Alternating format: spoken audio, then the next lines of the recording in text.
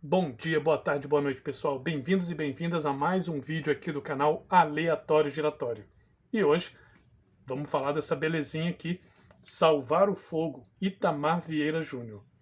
É o mesmo autor de Torto Arado, que a gente tem aqui alguns vídeos no canal falando sobre esse importante livro da literatura brasileira recente.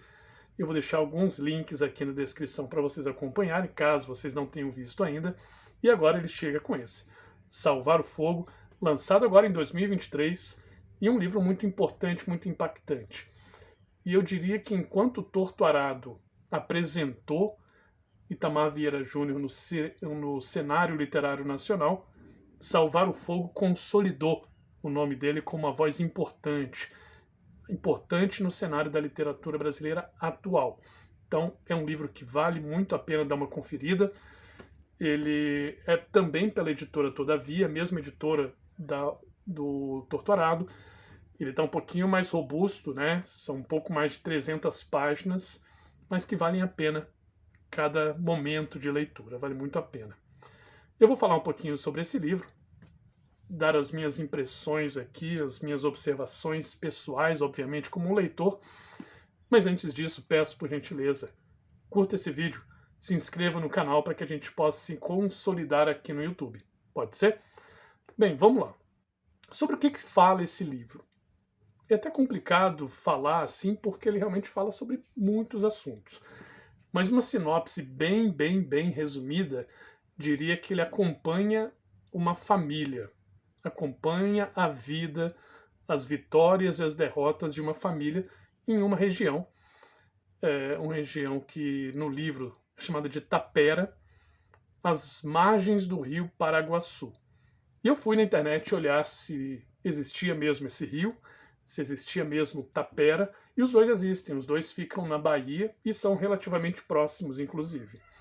Mas eu acho que o rio Paraguaçu, que fala muito aqui, ele é muito importante para a história do livro, no livro acho que realmente está se referindo ao rio real. Já Tapera, eu acredito que não esteja se referindo à região chamada Tapera, que eu sei que existe na Bahia, e eu olhei no mapa que tem lá. Eu acho que a Tapera aqui está como uma região empobrecida, uma região rural empobrecida, mas que não dá para saber exatamente qual é essa região. E a gente vai ver, ao longo da análise que eu quero comentar com vocês, que a imprecisão é um recurso literário muito utilizado nesse livro aqui. A Tapera é uma região empobrecida, em que os moradores lutam pela posse da terra, mas não tem, em que tem alguém controlando aquela região, e aí a gente pode, na nossa leitura, mesmo aqui no sul, ou no norte, ou no centro-oeste, ou no sudeste, pensar, nossa, a Tapera é aquela região tal, da minha cidade, da minha região. Por quê? Porque a gente sabe que a luta pela terra e a posse da terra sempre gerou conflitos, gerou confusão e problemas no Brasil. E aqui a gente tem uma Tapera falando de uma família que luta por isso, que luta para sobreviver, para viver de uma forma minimamente digna, só que sempre gente controlando a terra de quem trabalha efetivamente na terra, né?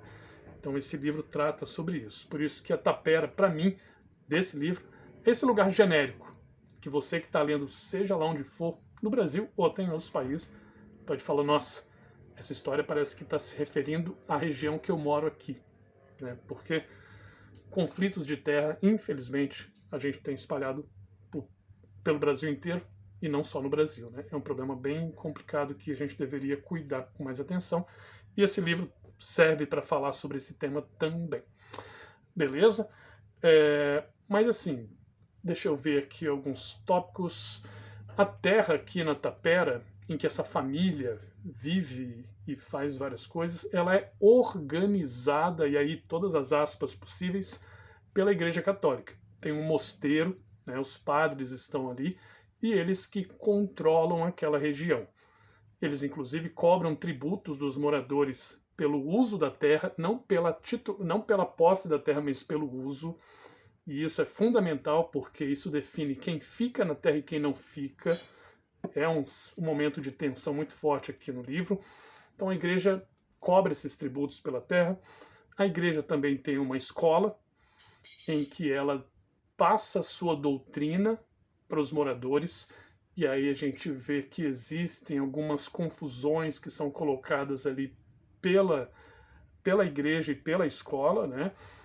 E tem esse controle que é da posse da terra, da cultura e de quem fica e quem vai.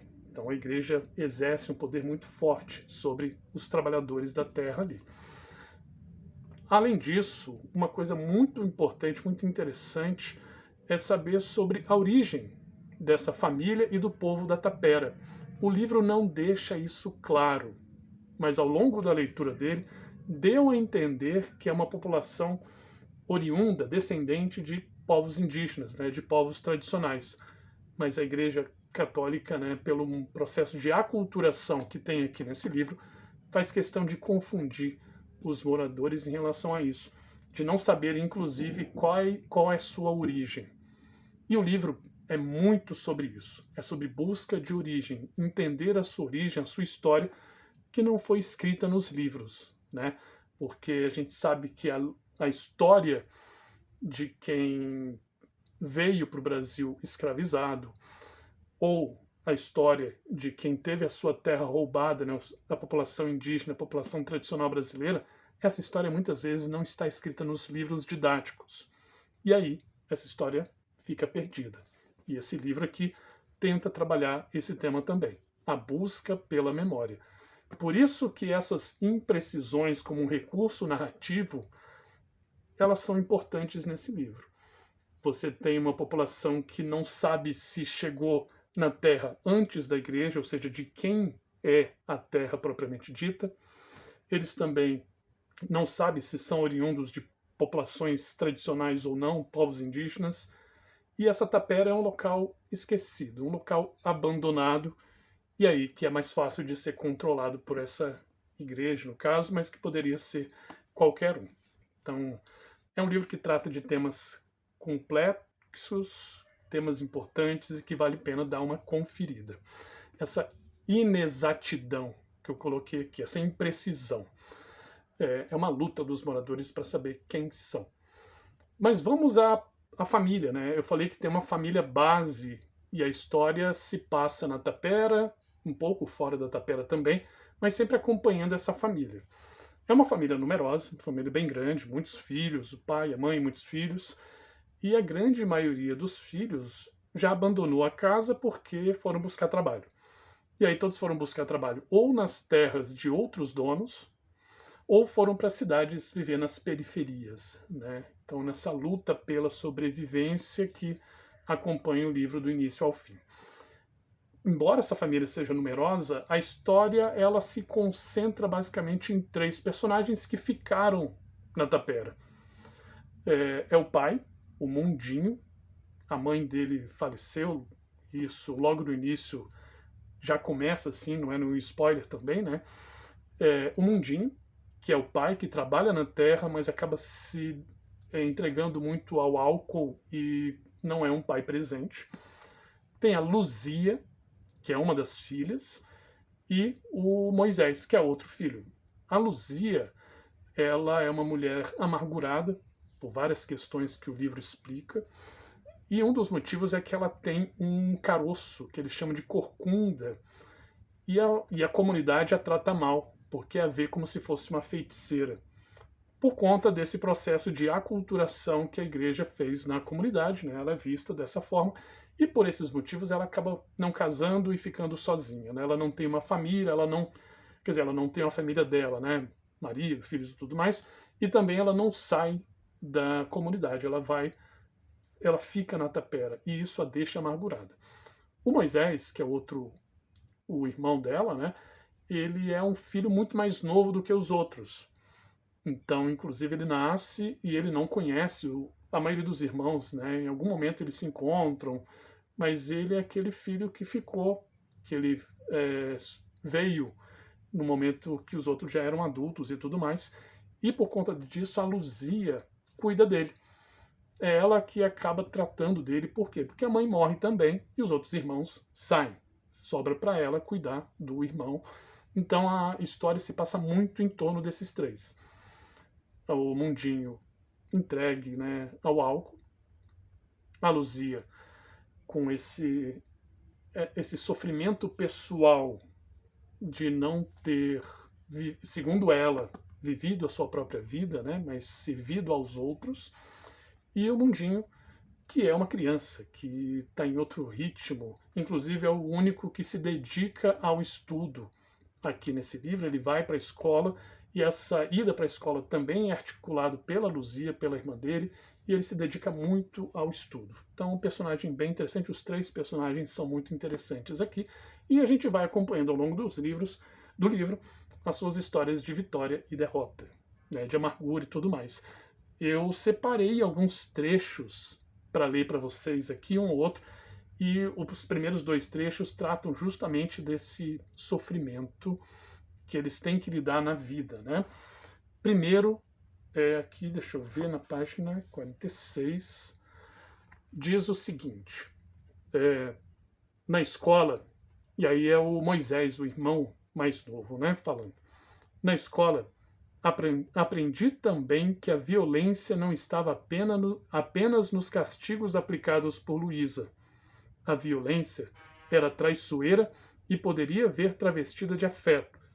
Poderia habitar os olhos do benfeitor sem que percebêssemos, quase sempre era justificada por boas intenções, por compaixão e redenção.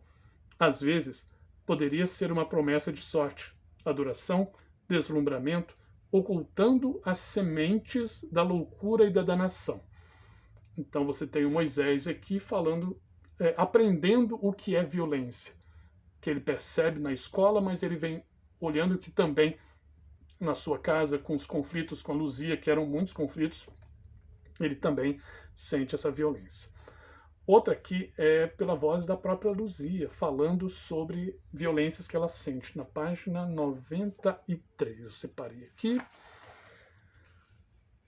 E diz o seguinte: enquanto esteve aqui, né, no momento que está falando sobre o Moisés, a relação dela com Moisés, enquanto esteve aqui, vivemos uma batalha nunca deflagrada entre uma mulher amargurada, sobrevivente como quase todas as outras, e um menino esperto e agitado, de olhos inquietos e implorando para ser amado. Então a violência, né, como fazendo parte da vida deles, mas um processo que não é só deles, né, uma construção social de pessoas de quem foram tiradas as terras, de quem foi tirado o direito de possuir a sua casa, e aí você vai transformando numa família que sofre violências externas e, claro, isso acaba permeando a casa e outros espaços também. Então o livro trabalha isso de uma forma muito interessante. Quero falar agora de alguns aspectos técnicos, vamos dizer assim, da construção do livro. Primeiro, é uma história que não é narrada de uma forma linear. Começa aqui, vai para cá e termina aqui. Não. É uma história em que mescla o tempo. Começa em um período, depois volta, depois vai para outro, e a gente precisa estar muito atento na leitura para não se perder. Mas o autor ele constrói isso de uma forma que dá para a gente perceber, não tem grandes dificuldades, não. Inclusive, o livro inicia, isso também não vai ser spoiler, com uma mulher dessa família que se levanta na noite para não acordar mais ninguém, vai ao rio Paraguaçu e dá luz ao filho que estava esperando, né, no momento de sofrimento, de desespero ali. Inclusive eu tenho um vídeo lendo esse primeiro capítulo, tenho 2 vídeos na verdade, lendo esse primeiro capítulo, que eu vou deixar aqui no link da descrição, caso vocês tenham interesse em encarar a leitura integral desse livro, que eu já adianto que vale a pena.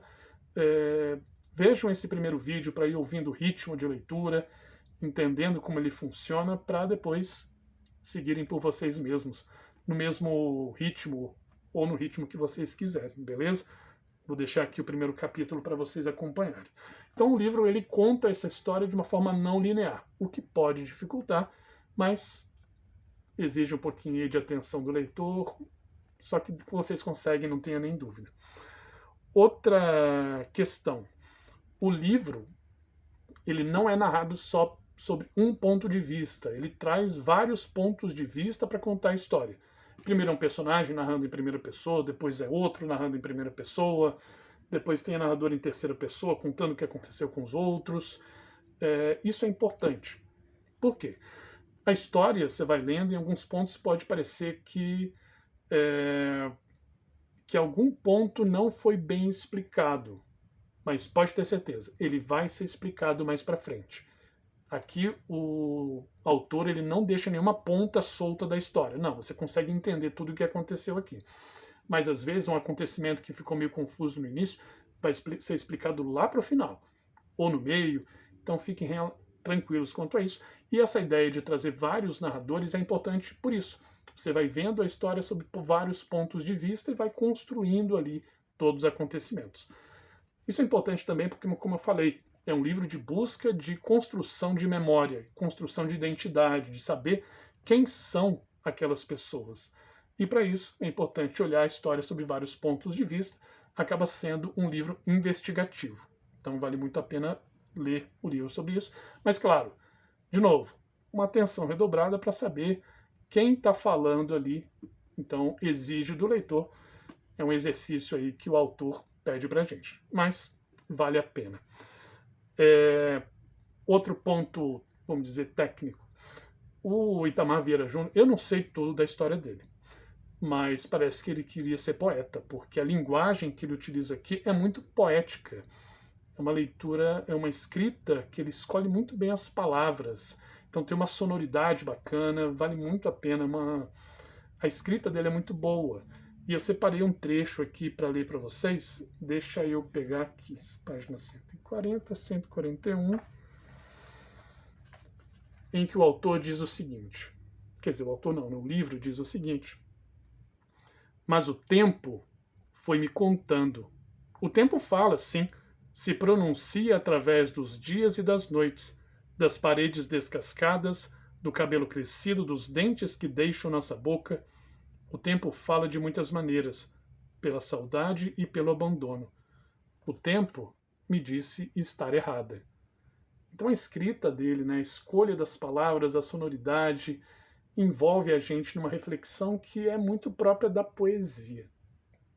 Então, méritos do autor, que vem em muitos outros livros como esse. Falei aqui um pouco geral sobre isso, agora quero falar de outros pontos rapidamente aqui, mais nessa parte final do vídeo, que é o seguinte. Torto Arado veio em 2019, o outro livro do Itamar Vieira Júnior. Foi um livro que realmente sacudiu o mercado editorial brasileiro, uma escrita diferente, ousada, abordando aquela história de uma forma muito interessante. Realmente é um livro maravilhoso. 2023, aí, alguns anos depois, vem Salvar o Fogo. Também um livro que consolida o autor, como eu já falei. Mas, pelo menos para mim, me gerou algum incômodo, porque me pareceu muito uma repetição de fórmula. São histórias diferentes, que elas se conectam em alguns pontos, mas me parece que ele utilizou muitas estruturas de escrita que ele já utilizou no primeiro. Então, isso me gerou um pouco incômodo, como se eu estivesse lendo uma fórmula que deu certo. E eu tenho alguns tópicos aqui para comentar sobre isso. Primeiro, é um livro muito bem escrito? Sim. Não tive em nenhum momento vontade de parar de ler. Mas os tópicos que eu vou abordar aqui me geraram algum incômodo, como eu falei. Eu não vi outros vídeos que falam sobre o livro para saber se outras pessoas também sentiram esses mesmos incômodos que eu vou comentar para vocês. Mas isso aconteceu comigo. Eu não poderia deixar de falar isso. Nada que desabone o livro, vale muito a pena a leitura, como eu disse. Mas vamos lá. Primeiro, os dois livros tratam de comunidades muito parecidas, comunidades rurais que estão lutando pela posse da terra e que trabalham a terra numa forma insegura, porque não sabem se vão continuar com a terra ou não. E isso deixa a vida deles mesmo inseguras. Torto Arado, dos donos, quem cuida da terra são os donos mesmo. Inclusive tem um momento lá que eles mudam de dono e gera toda uma confusão. Aqui também tem donos controlando a terra, que é a igreja. No outro livro tem vários narradores diferentes e aqui também. Então essa estratégia que é interessante, ela foi repetida e acaba se tornando um pouco repetitiva. Outra coisa, os dois são livros em que a história não é linear. De novo, é um recurso interessante? Com certeza. Mas quando ele é repetido em um livro e no livro seguinte também, isso pode falar assim, poxa, podia ter feito de uma forma diferente, né?